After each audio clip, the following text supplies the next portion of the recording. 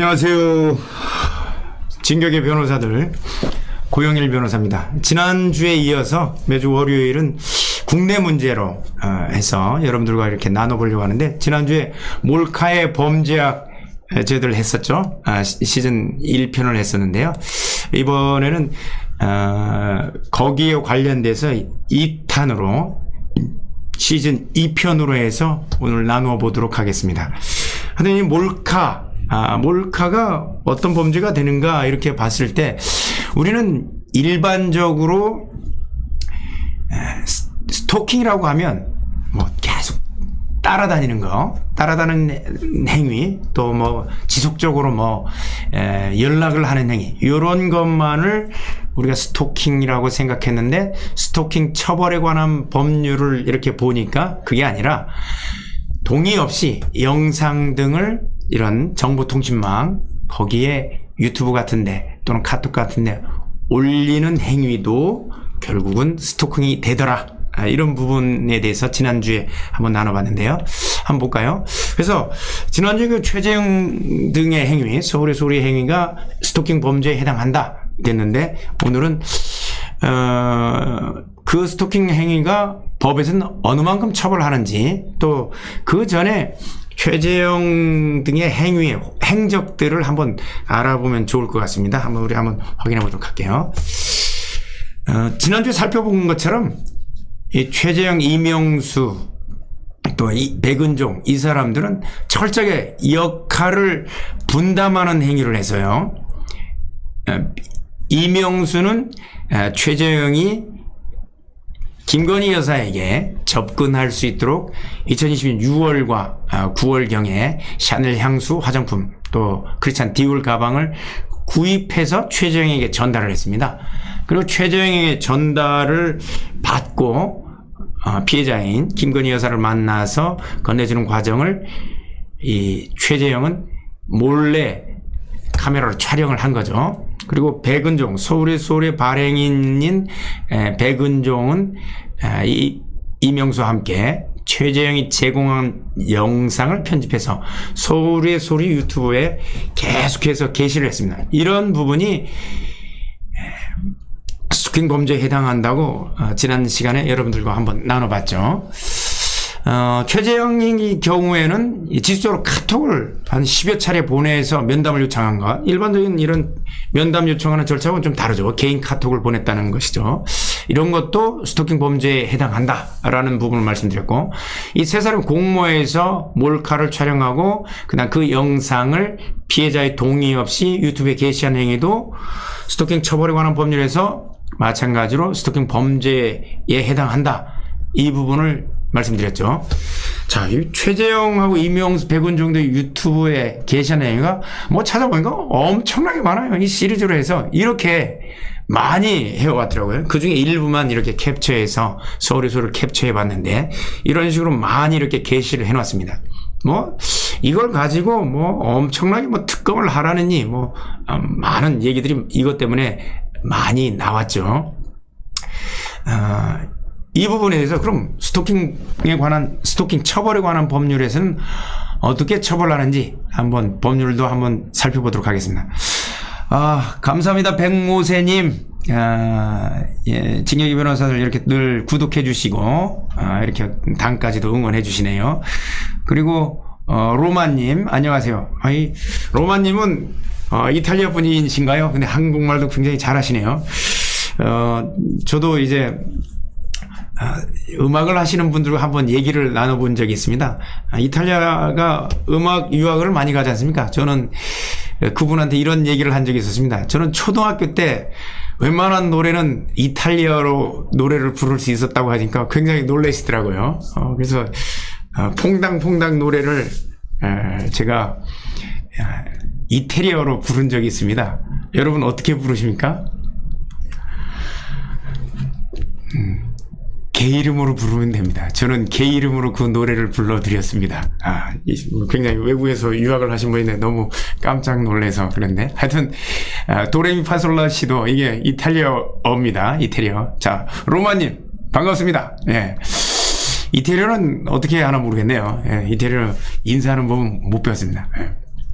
자, 그리고 앤그레이스님 반갑습니다. 그리고 차아람님 반갑습니다. 예, 하여튼 여러분들 이렇게 늘 진경이 변호사들 응원해 주셔서 너무 감사하고요. 예, 앞으로도 계속해서 국내 문제는 월요일, 국제 문제는 수요일 날 7시에 늘 이 시간에 찾아뵙는 걸로 하도록 하겠습니다. 자, 이렇게 하여튼 수도 없는 영상을 올려서 피해자의 동의 없이 촬영해서 그 영상을 올리는 행위가 스토킹 처벌에 관한 법률 위반이라고 했죠. 자, 이 법률을 보면 18조의 스토킹 범죄를 저지른 사람은 3년 이하 징역 또는 3천만 원 이하의 벌금에 처하도록 되어 있습니다. 일반적인 스토킹 범죄고, 또 피해자 등의 주소, 성명, 나이, 직업, 학교, 용모, 인적사항, 사진 등 피해자를 특정하여 파악할 수 있게 하는 정보를 신문 등 인쇄물에 싣거나 방송법 제2조 1호에 따른 방송 또는 정보통신망을 통하여 공개한 사람, 마찬가지로 3년 이하의 징역, 3천만 원 이하의 징역이 처하도록 하고 있습니다. 결국 어떻습니까? 일반적으로 따라다니는 범죄를 한다거나 지속적으로 연락을 해서 괴롭히거나 이런 범죄뿐만 아니라 피해자의 영상을 몰래 촬영해서 동의 없이 그 피해자를 특정할 수 있는 내용을 공개하고 게시하면 3년 이하의 징역 또는 3천만 원 이하의 벌금에 처하도록 하고 있습니다. 여러분들, 그래서 모르는 사람이 내 동영상을 촬영해서 유튜브에 게시하면 이게 고소를 하게 되면 어떻게 된다고요? 3년 이하의 징역, 3천만 원 이하의 벌금에 처해지는, 굉장히 세게 처벌하고 있죠. 지난번에 민주당 국회의원, 종전 민주당 국회의원, 현역 의원도 지금도 있습니다. 국회의원들이 2020년에 만든 법안입니다. 경범죄 처벌법으로 간단하게만 처벌하니까 이걸 막으려고 이렇게 강하게 이렇게 처벌하기 위해서 이걸 만들어놨는데, 일반 스토킹 범죄나 정보통신망을 이용한 개인정보 공개에도 동일하게 3년 이하 징역, 3천만 원 이하의 벌금에 처하고 있습니다. 근데 여기에 또 한 가지 특별한 규정이 있어요. 스토킹 처벌법의 특별 규정이 뭐냐면 응급조치라는 게 있어요. 사법경찰관이, 그러니까 이 조사하는 수사 경찰관이 스토킹 행위 신고와 관련해서 스토킹 행위가 지속적 또는 반복적으로 행하여질 우려가 있고 스토킹 범죄의 예방을 위하여 긴급을 요하는 경우 스토킹 행위자에게 직권으로 또는 스토킹 행위를 신고한 사람의 요청에 의해서 이런 조치를 하고 있습니다.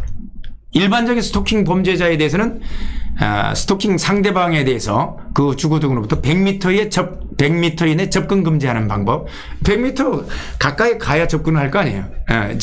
괴롭힐 거니까 100m 이내 접근 금지, 이런 긴급 응급 조치를 할 수가 있습니다. 그리고 정보통신, 유튜브나 카톡 같은 경우에 이렇게 접속해서 하는 경우, 이런 경우에 대해서는 어떻게 해요? 스토킹 행위의 상대방에 대한 전기통신기본법 제2조 1호의 전기통신을 위한 접근금지. 그러니까 유튜브에 접근금지를 할 수가 있는 거예요. 자, 이 경우는 어떻습니까? 스토킹 행위가 아까 저희들 보셨죠, 여러분? 어느 만큼. 요 영상 말고도 저희들이 고발할 때 이 정도니까 저기에 2페이지가 더 있습니다. 2페이지가 더 있는데 그게 영상 하나하나가 전부 다 김건희 여사의 개인적인 이런 정보를 전부 다 이름을 호명하면서 하고 있는데, 이 경우에는 어떻게 해요? 경찰관은 스토킹 행위가 지속적 반복적으로 이미 행하여지고 있는 상황이면 어떻게 할까요? 직권, 신청이 없어도 직권으로 스토킹 행위 상대방 등에 대한 전기통신을 위한 접근 금지 조치를 취해야 됩니다. 유튜브 하지 못하게 해야 된다는 거예요. 그런데 어떤 일이 벌어졌습니까? 고발장 접수 후에 수사 개시까지 약 2달이 소요된 상태이고, 상대방은 그동안 마음껏 정보통신망, 즉 이 유튜브망을 이용해서 게시 행위를 지속하고 있습니다. 수사기관이 뭘 하고 있는 거죠?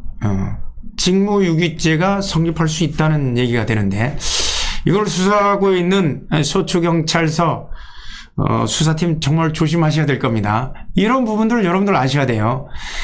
정권의 눈치를 보지 마세요. 야당의 눈치는 볼 것도 아니고 여당의 눈치도 볼 것도 아닙니다. 수사기관은 법을 적용해서 집행하기만 하면 된다는 거예요. 그런데 지금 그거 하고 있지 않다는 거예요. 그럼 이 김건희 여사에게 접근해서 샤넬 향수와 화장품과 명품백을 전달했던 최재형 이 뭐 목사라고 하는데, 어떤 사람이 그 행적을 한번 보면, 여기 뭐 큰 사진을 한번 했으면 좋을 것 같은데, 이 사람은 맨 처음 사진, 여러분 맨 처음 사진 보십니까? 맨 처음 사진은 대남공작 인정공로로 김일성상을 수상하면서 받은 이 사진입니다. 두 번째 사진은 북한 통일선전부 맹경일 부위원장입니다. 카톡에 돌아다니는 이 사진들을 제가 캡처해 와서 지금 했는데, 북한 통일선전부가 뭡니까? 뭐 이 간첩을 뭐 파견해서 통일전선 전술을 시행해서 대남공작 하는 데지 않습니까? 어쨌든 대남공작 부서 중에 하나인데, 뭐 저 정확히는 모르겠습니다만, 하여튼 통일선전부 맹경일 부위원장 등과 함께 사진을 찍었습니다. 그 다음에 재미교포인데, 이 리설주를 만나서 여러분 같이 두 사람만 사진을 찍을 수 있는 정도의 사이라면 상당한 북한 단순한 이런 친북 종북주의자라기보다는 북한의 지금 저기 통일선전부 부위원장 등과 사진을 찍는 거 보면, 그리고 리설주와 사진을 찍는 걸 보면 이 사람은 단순한 종북주의자가 아니에요. 북한의 공작원 수준까지 갔다고 추정된다고 하는 게 사람들이 많은 견해입니다. 어떻게 리설주랑 김정은의 처와 같이 이렇게 두 사람만 사진을 찍을 수 있을 정도입니다. 사실 국가보안법상의 찬양고무 행위에 대한 수사가 이루어져야 될 거라고 저는 생각되는데, 국정원의 이제 수사권이 이제 종료되고 경찰로 수사권이 넘어가면서 과연 수사를 할 수 있을지 모르겠어요. 예. 그럼 백은종은 어떻습니까? 백은종 그 서울의 소리 발행인에 대해서는 저희들이 소송을 여러 건 다퉜는데, 소송을 수행해서 승소하니까 소송 비용 청구를 했는데, 소송 비용이 이게 소송 비용을 청구했던 이 소송 비용 확정 결정문입니다. 저희 사무실에서 했던 거죠. 310만 원 정도 나왔는데, 이것도 지급하지 않아요.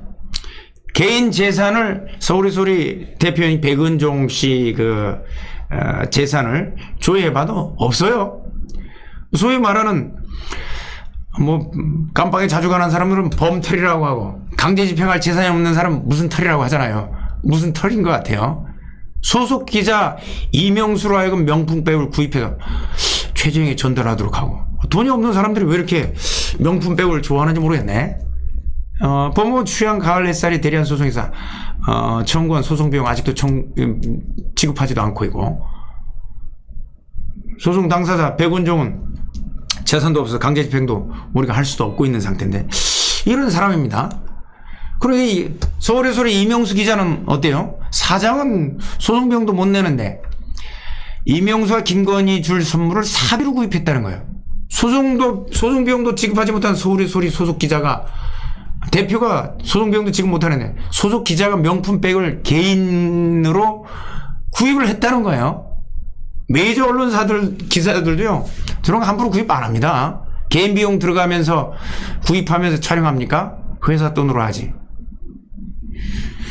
자, 이런 거 보면 최재형의 종북 행적을 고려하면 북한 측 공작금의 유입 여부도 조사를 해봐야 된다는 입장들이 많습니다. 여러분 안 그렇습니까? 무슨 돈이 있어서 소송 비용도 못 내는 사람들이 이렇게 명품백을 개별적으로 구입해서 최재형 목사에게 전달을 했다?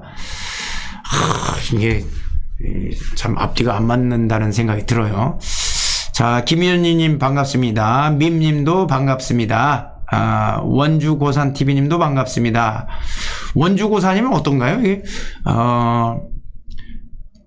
원주에서 계신 분인가요? 하여튼 늘 저희들 우리 진격이 변호사들 시청해 주셔서 너무 감사하고 저희들 여러분들이 이제 구독해 주시고 응원해 주신 덕분에 저희 늘 이렇게 방송을 진행할 수가 있는 겁니다. 참 너무 감사드립니다. 여러분들의 애국 운동에 저희들이 다시 한번 감사를 드리고요. 엊그저께도 뭐 광화문에서 고생들 많으셨을 건데, 자, 저희 향후에 이제 수사 진행사항은 어떻게 될까요, 여러분들? 우리가 생각할 때, 우리 이제 법조인으로서 생각할 때, 서울경찰청은 직접 수사하지 않고 서초경찰서로 이관하면서 시간을 지연하고 서초서 담당 수사관은 스토킹 처벌법에 따른 응급조치도 시행하지 않고 지금까지 응급조치 시행하지 않고 있습니다. 응급조치 시행하지 않고 있습니다. 계속해서 게시하고 있는데 이 백은종 서울의 소리에 대해서 아무런 조치 취하지 않고 있습니다. 저는 요 고발 사건이 중요한 게 아니라 담당 수사관들에 대한 직무유기 여부도 조사할 필요가 있다고 생각하는 입장입니다. 그리고 피고발인 최재형, 이명수, 백은종의 스토킹 처벌에 관한 법률 위반은 당연히 조사가 끝나는 대로 바로 기소될 거라고 저는 생각하고 있습니다. 다만 여기서 중요한 부분은 유튜브 방송 기자가 명품을 구입해서 전달했다. 자기 개인 사비로 이명수 기자가 기자인지 뭔지 모르겠어요. 하여튼 서울의 소리 이명수 기자가 자기 사비로 화장품과 명품백 크리스찬 디올 가방을 사서 전달했다는 주장에 대해서 저는 그렇게 여유가 있어서 그렇게 했다고는 보여지지 않고요. 제가 생각할 때는 이게 북한의 공작금이 들어오지 않았나, 이런 부분에 대한 추가 조사도 진행돼야 할 거라고 저는 생각합니다. 하여튼 향후 경찰이 조사하는 부분에 있어서 응급조치 시행하고 있는지 저들 일부러 신청 안 해봤습니다. 이 고발장 접수하면서 응급조치를 신청할 수도 있지만 경찰이 과연 어떻게 나올까 저희들도 굉장히 좀 궁금했습니다. 의도적으로 과연 스토킹 처벌 등에 관한 법률 명백하게 정말 단호하게 시행하고 집행하는지 한번 보려고 저희들이 했는데 아니나 다를까 그 조치를 현재까지도 진행하지 않고 있습니다. 자, 다음 주에는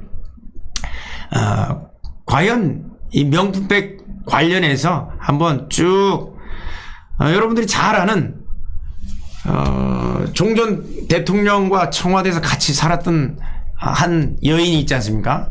그분과 한번 비교해 보도록 하겠습니다. 이 사건과 관련해서 과연 특검을 중간에 민주당 쪽에서 요청하고 한동훈 비대위원장과 김경률 이런 비대위원들이 국민들의 의사가 그렇다 하는데 어느 국민들이 그렇게 했는지는 모르겠습니다. 자, 그런 부분과 관련해서 비교해 보면서 여기에 대한 몰카의 범죄학 시즌 3 시즌 세 번째는 다음 주 월요일 날 같은 시간에 여러분들에게 찾아뵙도록 하겠습니다. 너무 길게 하면 요즘 다 싫어하는 것 같아서 이 정도 하고 수요일 날은 프로젝트 2025 관련해서 우리나라의 국방정책과 미국의 헤리티지 재단의 차기 대통령에 대한 권고 내용과 비교하면서 여러분들에게 수요일 날 또 찾아뵙도록 하고 오늘은 이것으로 마치도록 하겠습니다. 누룽지 님도 반갑습니다. 이기쁨 님도 반갑습니다. 하여튼 앞으로 여러분들 많이 시청해 주시기 바랍니다. 감사합니다.